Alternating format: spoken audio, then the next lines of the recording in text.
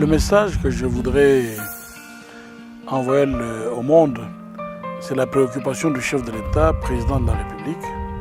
C'est aussi le vœu du gouvernement de la République de voir les communautés locales des espaces miniers jouir effectivement de leurs richesses, profiter de leurs richesses pour éviter de continuer à vivre le paradoxe ou le contraste entre l'immensité des richesses d'une part et la pauvreté dans la cité d'autre part.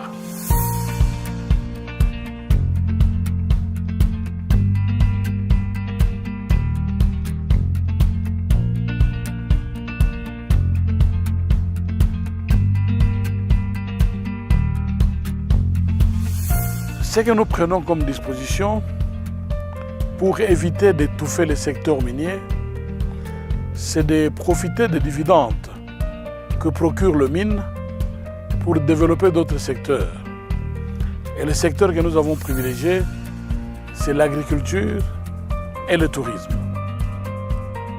Ce qu'il faut, c'est un effort pour faciliter l'accès à ces sites de merveilles touristiques, mais aussi la construction des structures d'accueil dans ces territoires pour permettre aux touristes de venir aisément et de séjourner comme il faut dans des conditions nobles.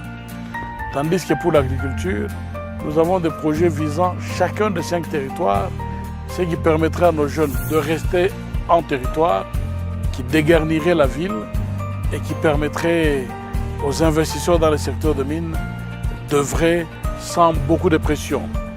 Et la stratégie que nous avons utilisée en province, c'est d'intéresser le minier, de les intéresser à travers une formule que nous avons baptisée la mutualisation des participations volontaires ou des participations libres. Il faut qu'on arrête dans des slogans du genre la province est riche alors que les populations sont pauvres. Ce que nous voulons, c'est qu'au rythme de développement des entreprises minières, que nos communautés aussi s'épanouissent et que les hommes trouvent leur compte.